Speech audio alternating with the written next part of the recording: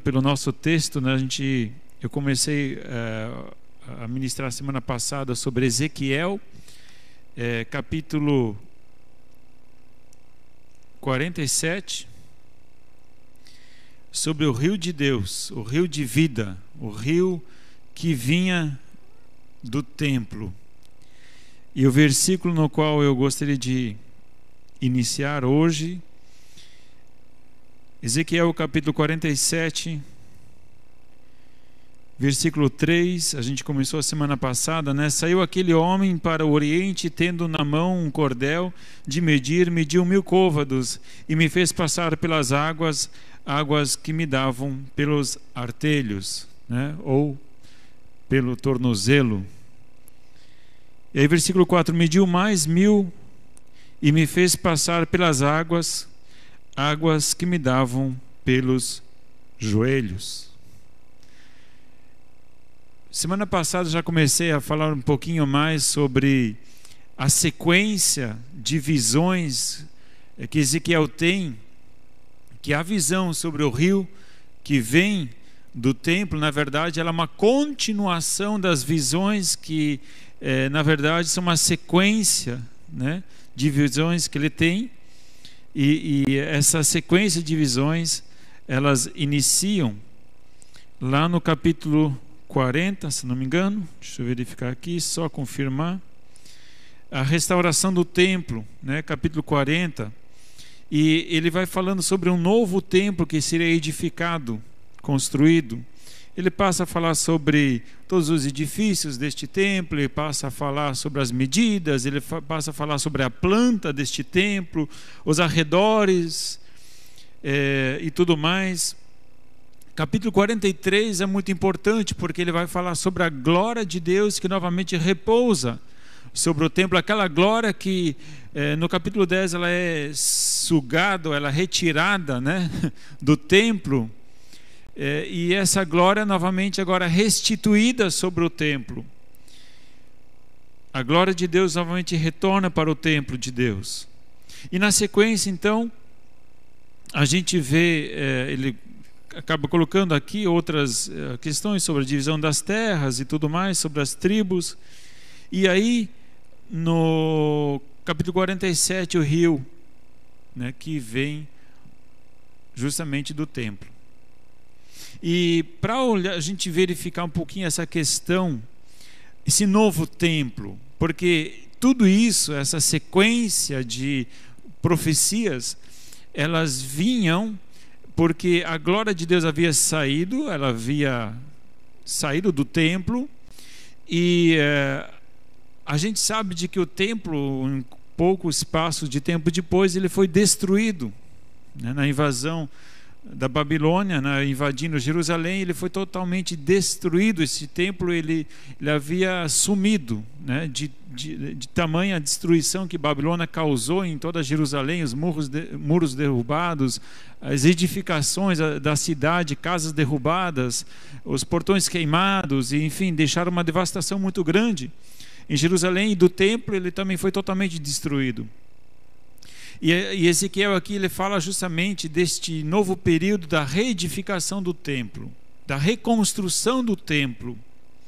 E aí eu andei lendo algumas coisas, e as medidas que são passadas deste novo templo, que Ezequiel tem a visão, este novo templo que seria construído, segundo as medidas de Ezequiel, ela segue mais ou menos o mesmo tamanho da edificação do templo de Salomão, mais ou menos o mesmo tamanho, a disposição bastante semelhante também. Então o tamanho do templo era semelhante, a disposição das salas era mais ou menos semelhante, só que havia algumas diferenças. O templo, ele neste momento, a visão que Ezequiel tem, que ele seria reedificado, e ao redor do templo haveriam espaços diferenciados, um espaço totalmente em branco, que não seria construído absolutamente nada. E aí depois disso seria assim, vinha a construção dos levitas e sacerdotes, E posteriormente, então, a edificação dos reis viriam na sequência, e depois, mais adiante, viriam as construções das pessoas comuns. E a gente sabe que esse projeto nunca veio existir. Esse projeto nunca foi edificado. Porque quando as pessoas voltam do cativeiro da Babilônia, eles reconstroem o templo. Mas o relato da reconstrução do templo, se você for verificar no profeta Malaquias, não, que fala sobre a reconstrução. Neemias fala sobre os muros que vem antes de Neemias. Esdras, me fugiu o nome. Se for verificar o livro de Esdras, na reconstrução do templo, as pessoas que tinham visto a antiga glória do templo, a antiga fundação do templo, o antigo templo, e viram agora a reconstrução, o fundamento do novo templo, eles começavam a chorar, porque era muito inferior àquilo que era anteriormente. A reconstrução então do templo, feita dos exilados, não compunha as medidas ou as orientações de Ezequiel. E tanto é que posteriormente o templo, que foi construído depois, ele tem mais ou menos as proporções que Ezequiel havia descrito, mas de forma alguma segue todo o entorno do templo, porque o entorno do templo que Ezequiel descreve é totalmente diferente daquilo que Herodes construiu.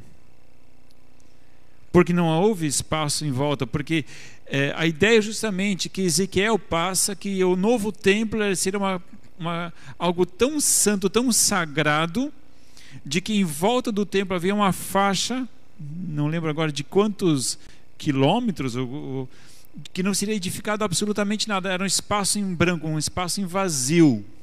Nada poderia ser edificado naquele entorno. Era algo consagrado, totalmente separado, nada contaminado. É um local totalmente especial, porque o templo simbolizava o quê? Deus, a presença de Deus. Então, e a partir dali, então, os primeiros moradores, ou os primeiros que estariam edificando em torno desse espaço em branco, esse espaço vazio, seriam os levitas e sacerdotes. Para depois virem os reis. Para depois então virem as edificações normais. Esse planejamento, esse projeto nunca foi executado. Então esse projeto de Ezequiel é um projeto totalmente inovador.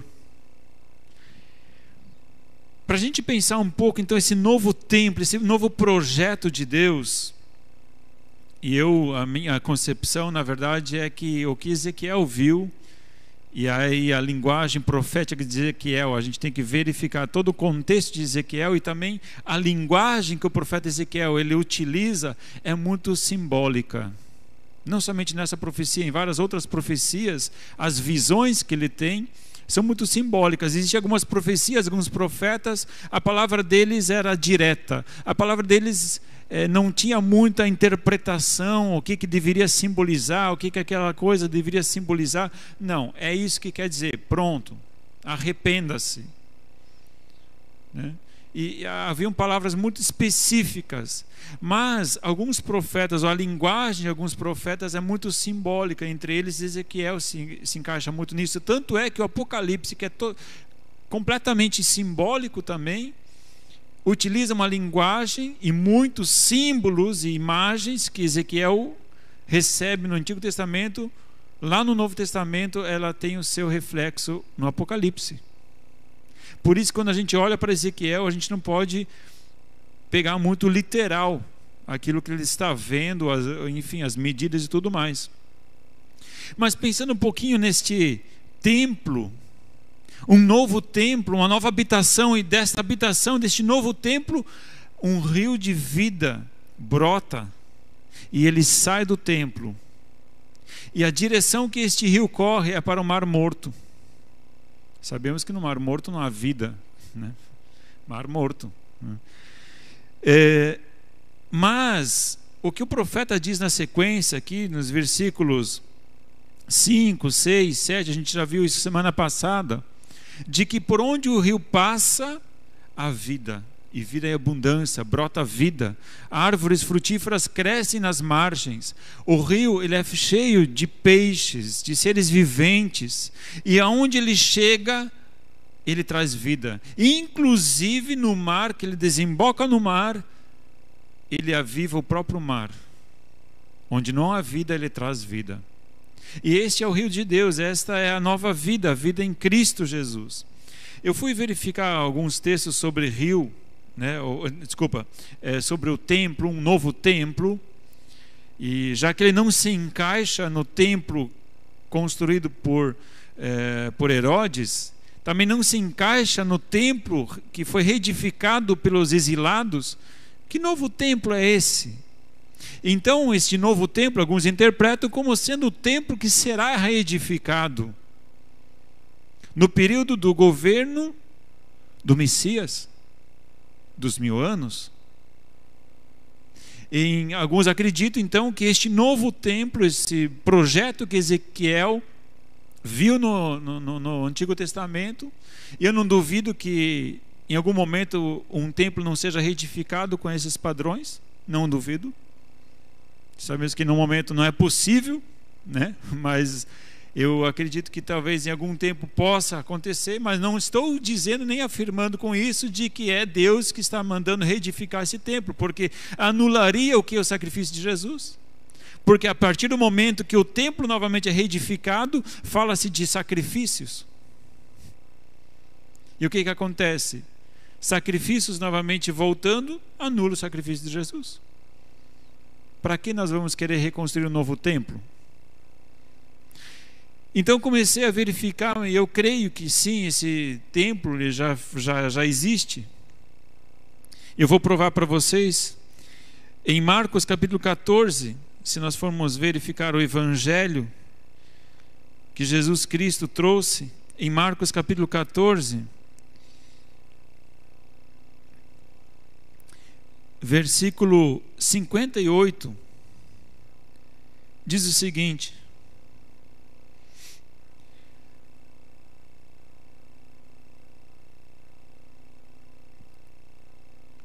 nós ouvimos dizer, eu destruí este templo edificado por mãos humanas, e em 3 dias edificarei outro não feito por mãos humanas.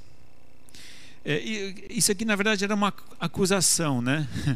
Era uma acusação que pessoas vieram dizer, olha, Jesus ele é culpado, Jesus ele precisa ser crucificado porque ele pecou contra o templo, contra a casa de Deus, porque ele disse que ele destruiria o templo e reedificaria um outro templo que não era feito de mãos humanas em 3 dias. A que se referia Jesus neste momento sobre o templo? Não estava tão preocupado no templo físico de Jerusalém, mas estava falando do templo do seu corpo, que ele reedificaria um novo templo, não feito por mãos humanas, um corpo glorificado. Então, automaticamente parece que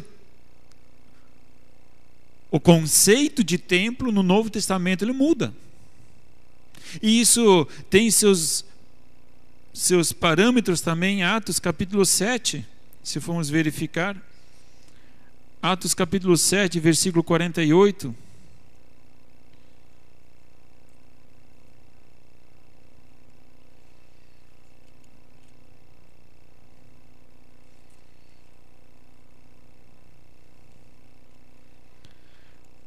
Diz o seguinte: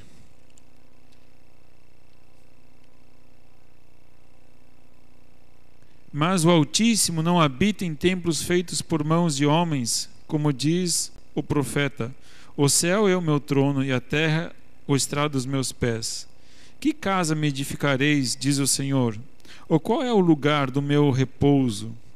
Não fez a minha mão todas essas coisas? Então, em primeiro lugar, Deus está questionando aqui, olha, que templo feito por mãos humanas é possível absorver, né, ou limitar a presença de Deus? Onde é que Deus habita? Num templo de tijolos num templo edificado por homens, por mãos humanas.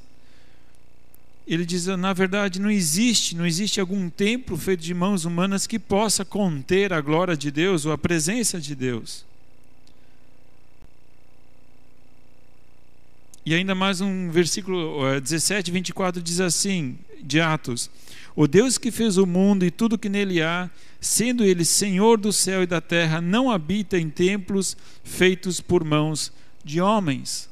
Mais uma referência dizendo, olha, Deus, ele não está dentro de uma construção não pode conter, reter a presença de Deus.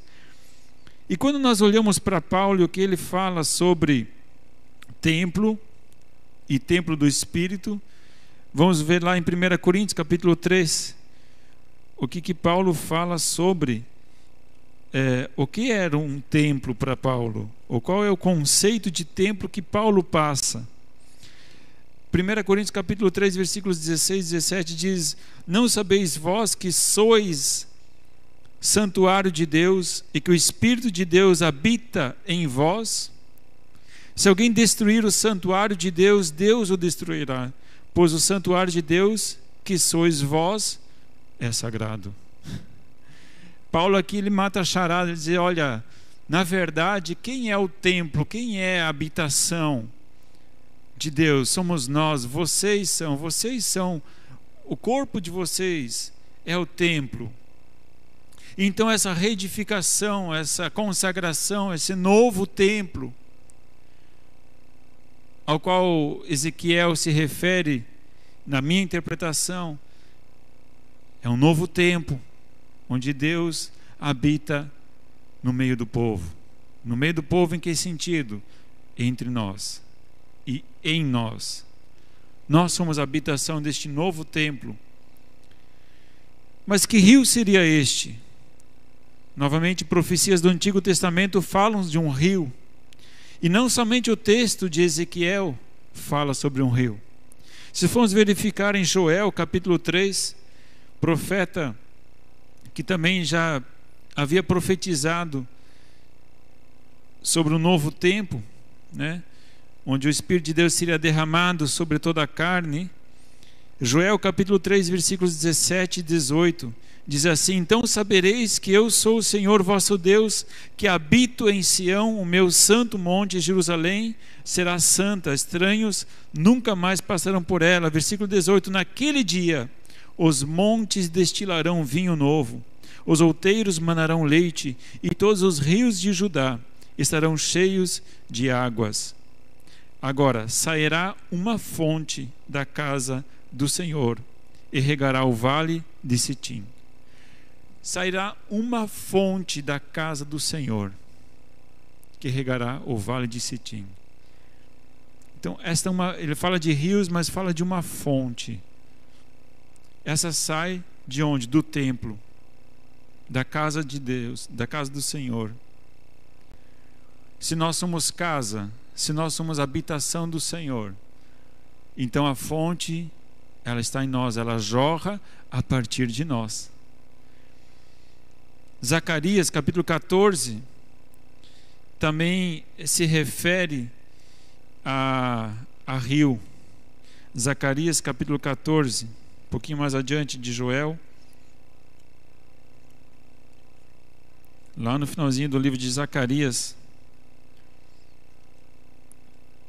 14, versículo 8, diz assim: naquele dia também correrão de Jerusalém águas vivas, metade delas para o mar oriental e a outra metade até o mar ocidental.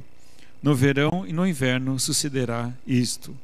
Aqui o rio, ele parece que ele se divide, uma parte vai para o mar Mediterrâneo, outra parte vai para o mar Morto, né? As orientações de Ezequiel que realmente um rio ele correria para o mar Morto, mas a melhor definição é correrão águas vivas. A questão aqui é o quê? Que tipo de água é? Águas vivas significa o quê? Águas que trazem vida, abundância de vida. É um rio diferente. É um rio que traz vida. que vivifica, que vivifica. E se a gente for começar a realmente aplicar isto ao Novo Testamento, nós retornamos àquele texto que semana passada eu já havia lido uma vez, de João, capítulo 14, onde Jesus se põe de pé e fala as seguintes palavras. João capítulo 14, João 7, João 7, 37.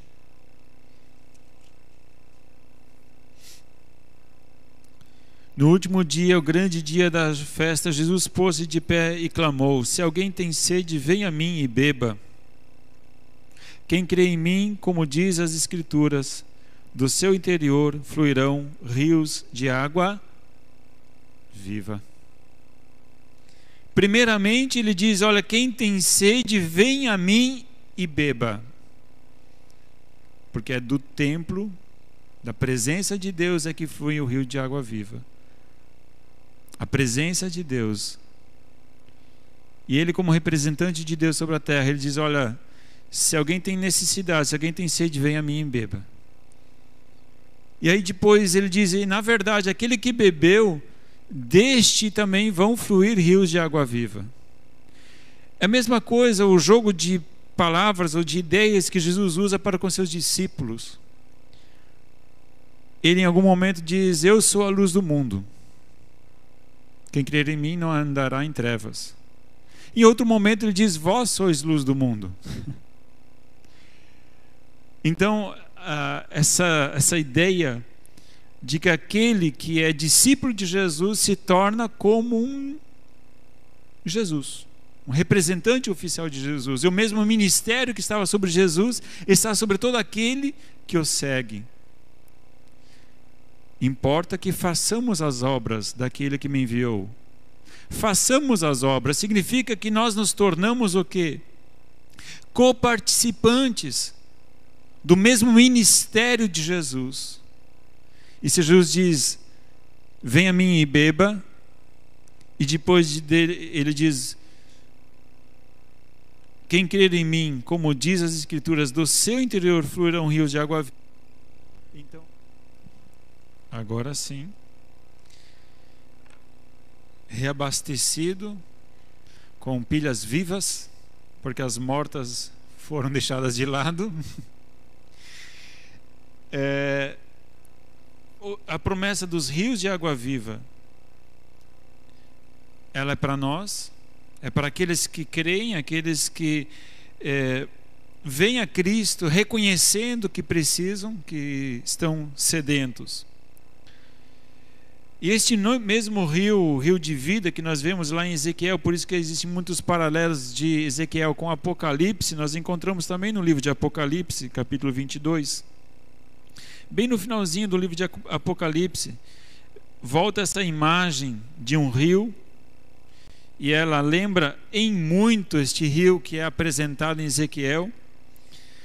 Apocalipse capítulo 22, versículos 1 e 2 diz assim: então me mostrou o rio da água da vida, claro como cristal, que procedia do trono de Deus e do Cordeiro. No meio da sua praça, em ambas as margens do rio, estava a árvore da vida, que produz 12 frutos, dando seu fruto de mês em mês, e as folhas da árvore são para a cura das nações. Interessante. Por quê? Porque esse mesmo padrão ele é apresentado no livro de Ezequiel. Um rio de águas vivas, onde nas margens haviam árvores com frutos, e as folhas elas eram utilizadas para a cura das nações. Existe um padrão já estabelecido em Ezequiel. Então nós percebemos que há muitos paralelos entre Ezequiel e o Apocalipse, mas olhando para o Novo Testamento, entendemos que o rio tanto é Deus na sua presença, na pessoa de Jesus Cristo, que ele diz, que quem tem sede venha a ele e beba, Mas automaticamente, quando nós bebemos desta fonte, dessa fonte que é Jesus Cristo, nós nos tornamos parte da fonte. E nós nos tornamos uma fonte alimentada por outra fonte maior. E de nós então fluem rios de água viva.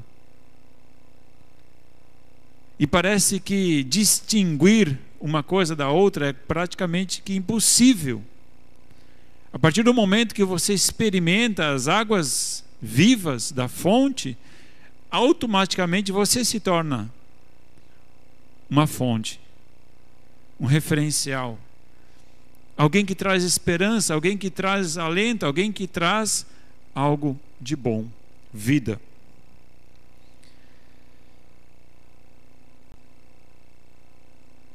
Olhando agora para o texto novamente, a gente viu essa questão do rio que traz, veja só lá no versículo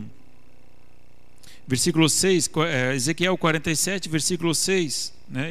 Voltando para Ezequiel, né? Ezequiel capítulo 47, versículo 6, ele diz assim: ele me perguntou, viste, filho do homem?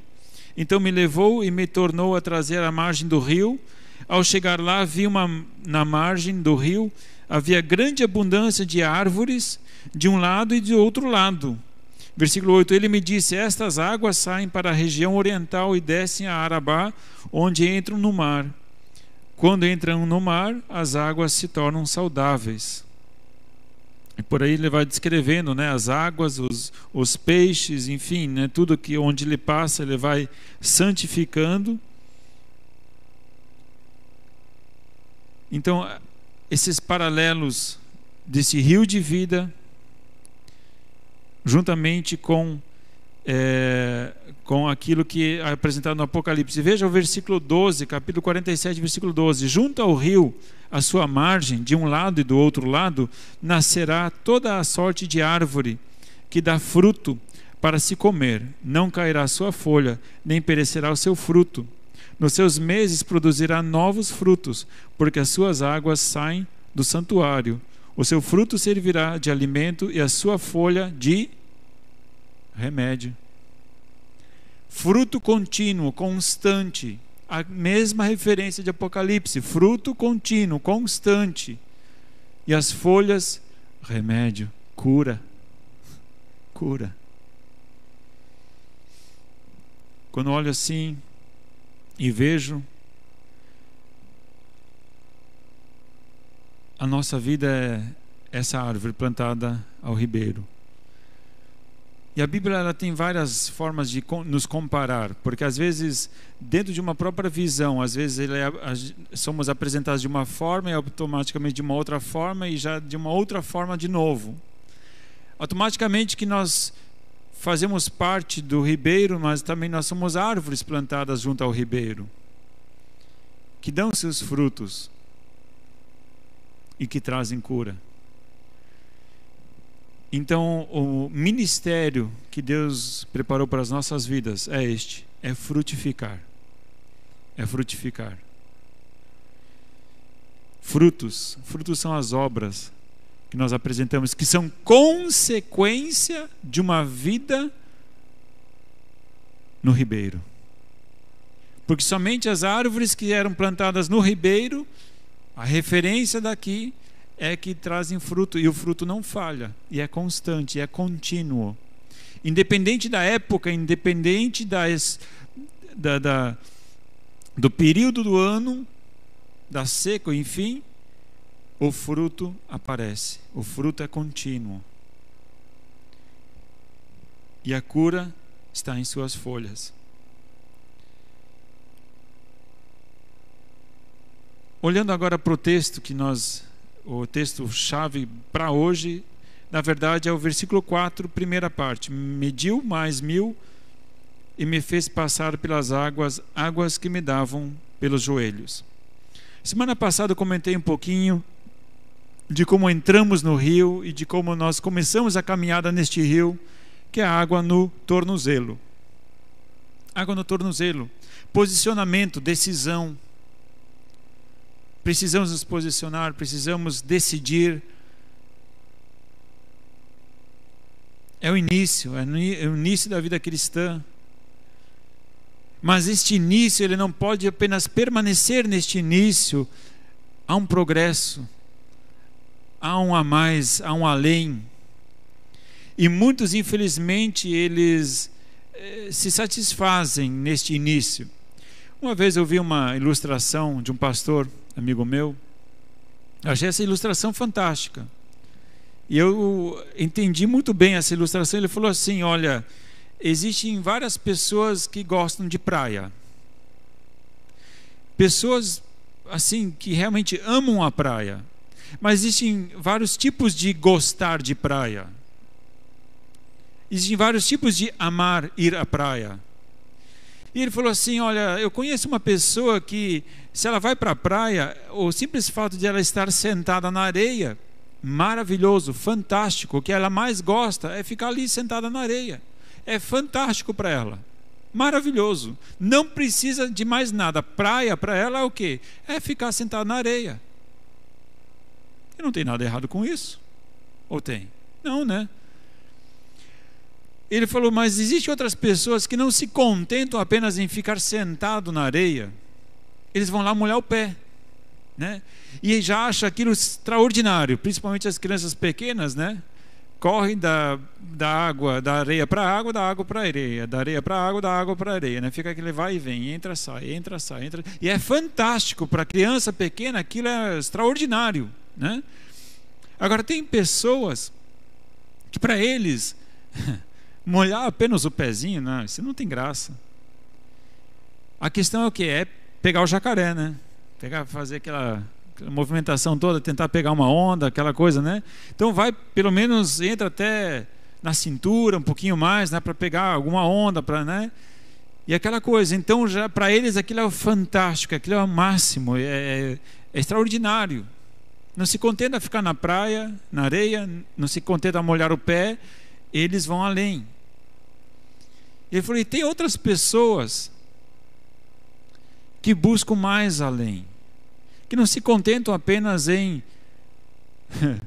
se colocar ali na altura da cintura, mas eles querem nadar, eles querem novos ares, eles querem novos horizontes. A praia para eles é muito pequena. E eles vão e fazem natação, né? Eles abrem, vêm, enfim, vão nadar em mar, né? Fazem travessia, aquela coisa toda, né? Ele usou essa ilustração. Ele disse assim: todos eles estão aproveitando, né, o mar. Todos eles estão na praia. E eu creio que no cristianismo nós podemos usar essa imagem, essa ideia. E eu creio que há algo verdadeiro nisso, porque geralmente a gente fica só se degladiando, né? Está todo mundo na praia, mas um se degladiando com o outro, né? Um se achando melhor do que o outro. Não, olha só, né? Eu já estou molhando o meu pé e você está aí sentado na areia, né? Enquanto isso, o outro que está surfando lá, né? Esse pessoal aqui não sabe aproveitar, né? Esse pessoal aqui fica só sentado na areia ali, tostando no sol, né? Eu que estou bem, né? Mas a grande verdade é que a gente vê que existem vários ministérios e várias maturidades diferentes. A questão é não parar. A questão é não se acomodar. O grande problema é quando nós nos acomodamos, quando Deus ele tem preparado para você, Ele tem te equipado para você ir além e você diz: não, eu vou me retrair. Deus te chamou para ir além e você diz: tá bom aqui. E quando há um marasmo espiritual, uma preguiça espiritual, quando não há interesse em aprofundar aquilo que Deus nos chamou, aí que está o grande perigo. Eu gostaria de encerrar essa ministração usando a imagem de Jó. Jó, ele era um homem todo certinho, ele já conhecia Deus, achava que ele conhecia Deus, né? Achava que ele conhecia muito de Deus, tanto é que ele temia muito a Deus, mas na teoria, E quando Deus levou ele, bagunçou totalmente a vida dele, ele reconheceu que ele não conhecia Deus. E ele reconheceu que antes ele conhecia de uma forma, de ouvir falar, mas que depois ele o experimentara. Eu queria dizer para vocês que nosso Deus é um Deus de comunhão, de intimidade. Nosso Deus é um Deus que Ele quer que nós o conheçamos mais e mais. Ele quer que nós... E eu creio, e eu achei interessante quando ouvi um dia que a grande aventura da nossa vida é conhecermos a Deus. A grande aventura da nossa vida é conhecermos a Deus. Esse Deus eterno. Quando Deus criou Adão e Eva, Deus os criou para ter comunhão com Adão e Eva. Mas havia algo que tirou a comunhão: pecado. E até hoje gastamos tempo com coisas ao invés de gastarmos tempo com o Criador. Temos tempo para tantas coisas, mas não temos tempo para conhecermos a Deus. Deus nos está chamando para termos intimidade e comunhão com Ele. Deus riscou todo o agendamento do mundo inteiro, atrapalhou e bagunçou as agendas de todas as pessoas que moram sobre o planeta Terra, para dizer: ei, eu quero chamar a atenção para mim. Eu quero que vocês me conheçam. Vocês têm tanta coisa agendada, a agenda de vocês está tão cheia, enquanto que na agenda de vocês devia estar uma coisa: me conhecer. Porque a partir do momento que eu te conheço, a partir do momento que eu tenho acesso à fonte de água viva, eu não sou mais o mesmo. Eu sou parte da fonte e de repente eu sou fonte. Eu vou para a fonte, eu faço parte da fonte e de repente eu sou fonte. Enquanto que o nosso mundo morre na sequidão de um deserto. Deus te chamou para ser fonte. Deus te chamou para fazer parte de um projeto maior. Um passo a mais. E semana que vem nós queremos dar um passo a mais. Água nos joelhos. E vamos mais fundo. Queria te convidar a ficar de pé. Senhor, nós te louvamos porque Tu tens guardado experiências extraordinárias para cada um de nós. Papai, quando eu vejo Paulo orando em Efésios, dizendo que ele gostaria de que a igreja contemplasse a largura, a altura, a profundidade do conhecimento e do amor de Deus, algo tão extraordinariamente grande, eu creio que é o mesmo desejo que está em ti. Eu acho que naquele momento Paulo apenas expressou em palavras aquilo que está no teu coração. O quanto o Senhor desejaria que nós te conhecêssemos, amplitude, largura, altura, profundidade. Aleluia. E é o convite que o Senhor nos faz essa noite. E assim nós seremos curados, assim nós seremos saciados. Quantos buscam por ser saciados, Pai querido? Quantos buscam serem curados, mas buscam em lugares secos? Aleluia. Só Tu tens vida e vida em abundância. Vinde a mim todos vós que estáis cansados, sobrecarregados, e eu vos aliviarei. O Senhor Jesus ainda convida nos nossos dias. E o Senhor ainda nos convida hoje. Papai, eis-me aqui. Papai, eu preciso, eu quero.